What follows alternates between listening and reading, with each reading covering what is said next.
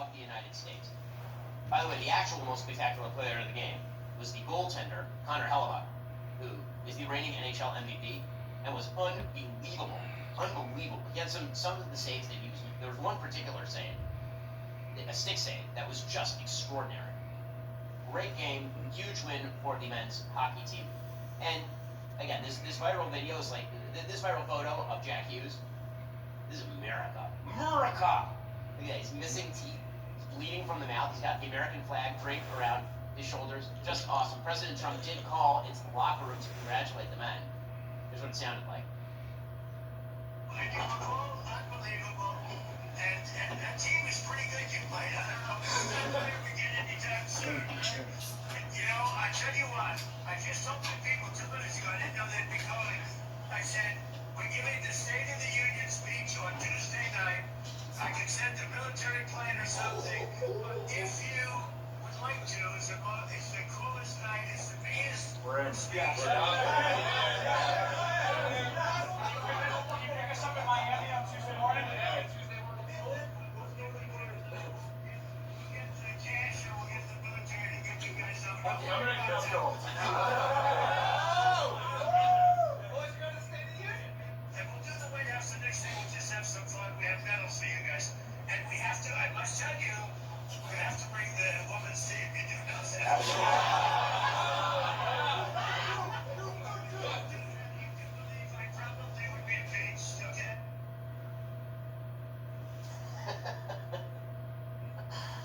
By the way, notice how the men's hockey team, are they upset that Trump is calling them? Are they in any way experiencing interior pain because Trump? No, because the president of the United States. Just get over it. You might not like it. It doesn't matter. But the president of the United States calls you on the phone to congratulate you for winning gold medal on behalf of the United States. You take the call and you smile, and it's great. It's just great stuff. And of course, it's pretty funny from President Trump. By the way, if you're on the men's hockey team, is your goal in life to be at the State of the Union? Yeah, it's not quite Disneyland. Where are you going? I'm going to the State of the Union. Anyway, it is spectacular stuff. And as I say, there are many reasons to feel good about this. And it's a reminder of the sort of stuff that typically unites Americans. One, we like meritocracy. You want to know why? Virtually every major television event of the last year and a half has been a sports event. Why? Well, because it turns out that sports is one of the few areas of American life where we all basically agree a meritocracy is taking place. That the best team wins, or the team with the most guts. That's where all the drama lies. Meritocracy is about the adventure, it's about the drama, it's about the thrill of victory. That's why Americans love it. And so watching the hockey team win the gold is awesome, because again, sports is the realm of meritocracy. Also, one thing that always unites Americans is the fact that there is in fact a common enemy. When it comes to sports, the common enemy is whoever the United States is playing. And this has been true forever. And not just for the United States.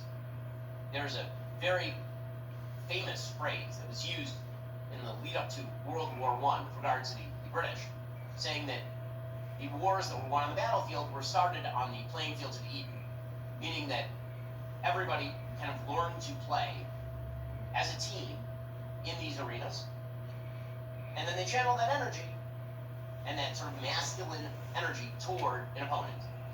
And so it's easy for Americans to come together when there's a common opponent. One of the reasons why the United States has splintered so much over the course of the last several decades is because the United States is in fact a global hegemon, and because of that, there's a feeling like most of our conflicts are internal. But that's not true. The vast majority of real conflicts on planet Earth are between the United States and other nefarious powers. And this game meant a lot to America because it was sort of a unifying moment, but of course I'm joking when I equate the Canadians and the Russians. If the United States had been defeating a global superpower in hockey that was also geopolitically an enemy, like the Russians or the Chinese, that would have even been bigger. That's what 1980 was. But America, in order for us to really feel unified, we have to also see kind of what's on the other side of the fence. Otherwise, we tend to tear ourselves apart internally. And it really is fascinating, just sociologically, the breakdown here. Well, some people might be split over the U.S. men's Olympic hockey team winning the gold, but it was awesome. And you know what else is awesome? Pure Talk. Well, this month, Pure Talk celebrated President's Day, because they believe wireless service should only cost you a couple of presidents, so Lincoln and A. Jackson. That is $25 a month for unlimited talk, text, and plenty of data. Even though the holiday may have talk savings. Like, no, think about it. That's the cost of 1 or 2 meals out versus the hundreds that big wireless charges families every single month. There's no reason wireless service needs to be that expensive.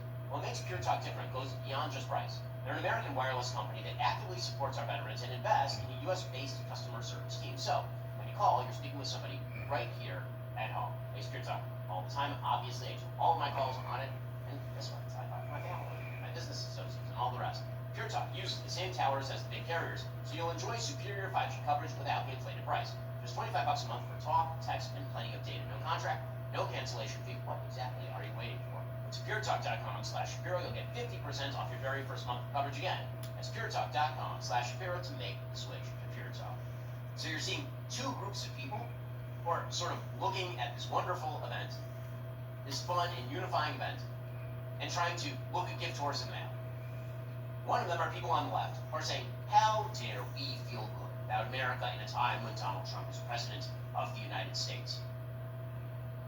The Huffington Post had a piece by Monica Torres saying, there's a name for the discomfort you're feeling watching the Olympics right now. If waving the American flag or chanting USA turns you off right now, you're not alone. Well, I mean, you should be alone, because you suck. But that's the basic idea here. From some members of the left, Mel Hill is doing the same routine. America right now is very, very no good. Truly bad.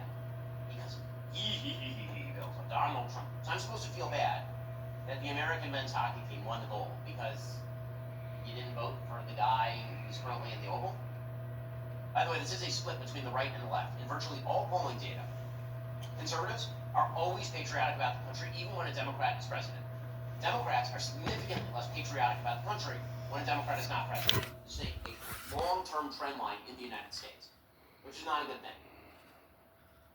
But then there's sort of a bizarre, I'd say, fringe movement